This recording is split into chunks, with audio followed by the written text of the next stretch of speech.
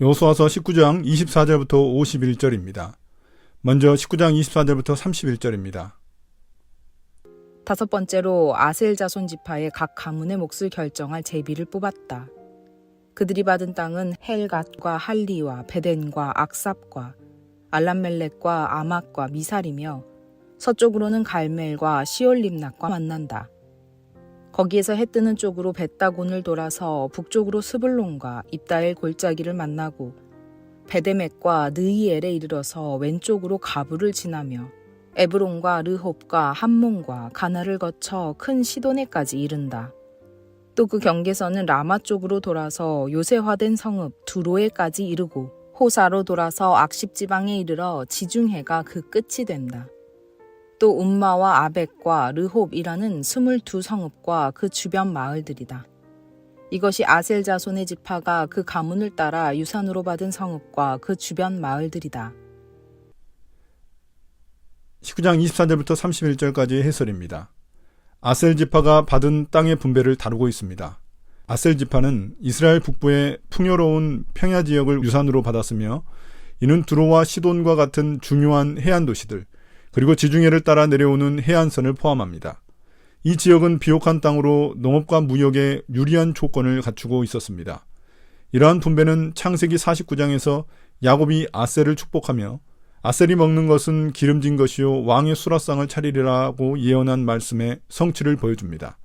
실제로 이 땅은 기름진 농작물과 풍성한 자원을 통해 왕과 귀족들에게 풍성한 음식을 공급하는 역할을 감당했습니다.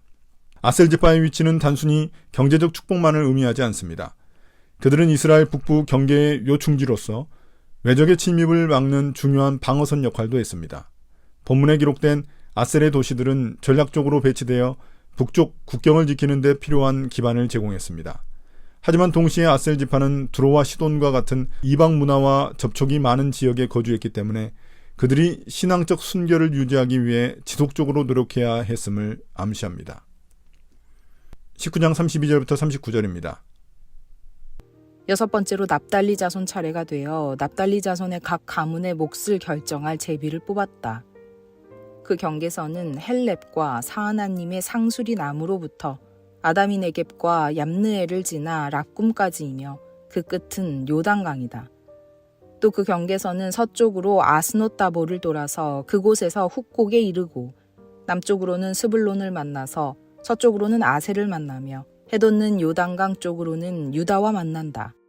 요새화된 성읍들로는 시딤과 세르와 함막과 락갓과 긴네렛과 아다마와 라마와 하솔과 게데스와 에드레이와 엔하솔과 이론과 믹다렐과 호렘과 베다낙과 베세메스 이렇게 모두 19성읍과 그 주변 마을들이다. 이것이 납달리 자손의 지파가 그 가문을 따라 유산으로 얻은 성읍과 그 주변 마을들이다. 19장 32절부터 39절까지의 해설입니다. 납달리 지파에게 분배된 땅에 대해 언급하고 있습니다. 납달리 지파는 서쪽으로는 아셀 지파, 남쪽으로는 스불론과 이사갈 지파에 접하며 동쪽으로는 요단강과 갈릴리 호수를 포함하는 비옥한 땅을 받았습니다. 이는 신명기 33장 23절에서 모세가 앞달리어 은혜가 풍성하고 여호와의 복이 가득하며 너는 서쪽과 남쪽을 차지할지로다 라고 축복한 말씀의 성취입니다. 또한 창세기 49장에서 야곱이 납달리를 풀어놓은 암사슴으로 비유하며 활기와 자유로움을 예언했습니다. 이러한 비유는 납달리 지파가 얻게 된 넓고 풍요로운 평야와 깊은 관련이 있습니다. 납달리 지파의 땅은 헤르몬 산에서 발원한 물이 요단강을 형성하고 그 강을 따라 형성된 비옥한 평야와 함께 초목이 무성한 지역으로 묘사됩니다. 이 지역은 곡물과 과실수가 잘 자라기에 적합했으며 문자 그대로 젖과 꿀이 흐르는 땅의 축복을 누렸습니다. 갈릴리 호수는 풍부한 어족 자원으로 납달리 지파의 경제를 더욱 풍요롭게 했습니다. 이러한 환경은 납달리 지파가 농업과 어업을 통해 자급자족할 수 있는 기반을 제공했을 뿐만 아니라 그들의 삶을 더욱 풍성하게 하였습니다. 더 나아가 납달리 지파가 차지한 지역은 신약시대 예수님의 사역에서 중요한 의미를 가집니다. 갈릴리 호수와 그 주변 지역은 예수님 공생의 사역의 중심지가 되었으며 그분이 제자들을 부르시고 기적을 행하시며 복음을 전파하신 장소로 성경에 기록되어 있습니다. 이처럼 납달리 지파의 유산은 단순한 땅 분배를 넘어 하나님의 구속사가 이루어지는 중요한 무대로서의 의미를 갖고 있습니다. 19장 40절부터 48절입니다. 일곱 번째로 단 자손 지판의 각 가문의 몫을 결정할 제비를 뽑았다. 그들이 받은 유산의 경계선은 소라와 에스다올과 이르세메스와 사알라빈과 아얄론과 이들라와 엘론과 딥나와 에그론과 엘드게와 기쁘돈과 바알락과 여훅과 브네브락과 가드림몬과 메알곤과 락공과 요빠 맞은쪽 지역이다. 그러나 단자손은 그들의 땅을 잃었을 때에 레센까지 올라가서 그 주민들과 싸워 칼로 쳐서 무찌르고 그곳을 점령하였다. 그들은 거기에 살면서 그들의 조상 단의 이름을 따라 레센을 단이라고 불렀다. 이것이 단 자손의 지파가 그 가문을 따라 유산으로 얻은 성읍과 그 주변 마을들이다. 19장 40절부터 48절까지의 해설입니다. 마지막으로 단 지파가 분배받은 땅에 대해 서술합니다. 단 지파의 경계는 서쪽으로 지중해를 접하고 남쪽으로는 유다 지파와 동쪽으로는 베냐민 지파, 북쪽으로는 에브라임 지파와 맞닿아 있습니다. 그러나 이 땅은 아모리 족속과 블레셋 사람들의 위협을 자주 받는 지역으로 단 지파는 땅을 온전히 점령하지 못하고 산지로 쫓겨나는 어려움을 겪어야 했습니다. 이러한 배경에서 사사기 18장에 따르면 단 지파는 본래의 유산을 떠나 북쪽 레센, 즉 라이스로 이주하여 새로운 정착지를 마련했으며 그곳의 이름을 단으로 바꿨습니다. 단 지파는 모세의 축복에서 사자의 새끼로 묘사되며 강력한 전투력을 가진 지파로 그려지지만 야곱의 예언에서는 뱀으로 상징되며 간사함과 위험성을 암시합니다. 이러한 묘사는 단 지파의 역사를 통해 드러납니다. 단 지파는 삼손과 같은 위대한 사사를 배출하여 블레셋 사람들에게 큰 타격을 입혔지만 그들의 전체적인 역사에서는 우상 숭배와 신앙의 타락이 두드러집니다. 사사기 18장은 단지파가 라이스로 이주하며 우상을 세우고 타락한 신앙생활을 지속했던 사건을 기록하며 이들의 모습을 매우 부정적으로 묘사합니다. 단지파의 역사는 이스라엘의 공동체 안에서 사라져간 지파로 남아있으며 이는 하나님의 유산을 온전히 따르지 않고 우상 숭배와 불순종에 빠진 결과를 보여줍니다. 이 이야기는 하나님께서 주신 유산을 신실하게 지키는 것이 얼마나 중요한지를 교훈하며 하나님께 대한 믿음과 순종의 필요성을 다시금 상기시킵니다. 19장 49절부터 51절입니다. 이스라엘 자손이 이렇게 그들의 경계선을 따라 땅 나누기를 마친 다음에 그들은 눈의 아들 여호수아에게 자기들의 땅에서 얼마를 떼어 여호수아의 유산으로 주었다.